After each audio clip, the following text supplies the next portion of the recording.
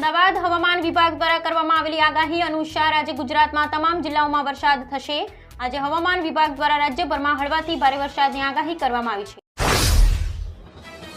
જૂનાગઢના માનવદરના નાનડિયા ગામમાં ધોધમાર વરસાદ વરસ્યો છે। નાનડિયા ગામમાં આભ ફાટ્યાની સ્થિતિ જોવા મળી છે। નાનડિયા ગામમાં 2 કલાકમાં 8 ઇંચ વરસાદ નોંધાયો છે। ભારે વરસાદ થતા ગામમાં જળબંબાકારની સ્થિતિ સર્જાઈ છે। ઓમાનના દરિયાકાંઠે ઓઇલ ટેન્કર જહાજ ડૂબ્યું હોવાનું સામે આવ્યું છે। ઓમાનના મેરીટાઈમ સેફ્ટી સેન્ટરે મંગળવારે જણાવ્યું હતું કે 13 ભારતીયો સહિત 16 ક્રૂ મેમ્બર્સને લઈ જતું ઓઇલ ટેન્કર દરિયાકાંઠે પલટી ગયું છે। ક્રૂ મેમ્બર ગુમ છે, તેમને શોધવાના પ્રયાસો કરવામાં આવી રહ્યા છે। ચીનથી એક મોટા સમાચાર સામે આવ્યા છે। ચીનના રાષ્ટ્રપતિ શ્રી જિનપિંગને સ્ટ્રોક આવ્યો હોવાના સમાચારની ચીનના સોશિયલ મીડિયા પર ખૂબ ચર્ચા થઈ રહી છે। એવું કહેવામાં આવી રહ્યું છે કે સીસીપી મીટિંગ દરમિયાન રાષ્ટ્રપતિ જિનપિંગને સ્ટ્રોક આવ્યો હતો। જો કે હાલમાં આ અંગે કોઈ સત્તાવાર સમર્થન નથી, પરંતુ આ વાયરલ સમાચારે હલચલ મચાવી દીધી છે।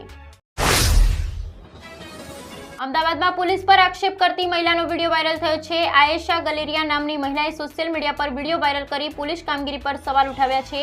મહિલાએ પોલીસ પર આક્ષેપ કરી ફરિયાદ નહીં લેતા હોવાનું વિડીયોમાં જણાવ્યું।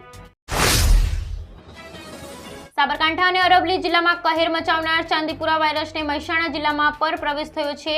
ત્યારે ખેરાલુના વરેઠા અને વિજાપુરના દાભલા ગામમાં 2 શંકાસ્પદ કેસ સામે આવતા જિલ્લા આરોગ્ય તંત્ર હરકતમાં આવ્યું છે। ભરૂચ જિલ્લાના વાલિયા અને નેત્રંગ તાલુકાના હજારો લોકોને સ્વપ્ને ખ્યાલ નહીં હોય કે સોમવારની સવાર તેમના માટે આફત લઈને આવશે। સવારે 6 વાગ્યાથી બપોરના 12 વાગ્યા સુધીમાં 7.5 ઇંચ આકાશી જળ વરસતા નદીઓ અને નાળાઓ છલકાઈ ઉઠ્યા। આજથી દરિયાઈ નવવર્ષ શરૂ થતું હોવાથી ખારવા સમાજના પ્રમુખ સહિતના આગેવાનોએ દરિયાદેવની પૂજા કરી અને ખાંડ, દૂધ અને પુષ્પ અર્પણ કરી અને આવનારું વર્ષ માછીમારી માટે લાભદાયી નીવડે અને સાગરપુત્રોની રક્ષા કરે તેવી પ્રાર્થના કરી હતી। ગુજરાત પર એક સાથે 3 સિસ્ટમ સર્જાતા હવામાન વિભાગ દ્વારા આગામી 5 દિવસ દરમિયાન સાર્વત્રિક મેઘમહેરની આગાહી કરવામાં આવી છે। જે ગઈકાલે દક્ષિણ ગુજરાત અને સૌરાષ્ટ્રમાં કેટલાક જિલ્લામાં ભારેથી અતિભારે વરસાદની આગાહી। મુખ્યમંત્રી ભૂપેન્દ્ર પટેલના નેતૃત્વ હેઠળ ગુજરાત સરકારે રાજ્યના બનાસકાંઠા અને પંચમહાલ જિલ્લામાં પાયલોટ પ્રોજેક્ટ તરીકે સહકારી સંસ્થાઓ વચ્ચે સહકાર પહેલ લાગુ કરી હતી। જેની સફળતા બાદ હવે આ પહેલને રાજ્યના બાકીના તમામ જિલ્લાઓમાં લાગુ કરવાનો મહત્વપૂર્ણ નિર્ણય રાજ્ય સરકારે કર્યો છે।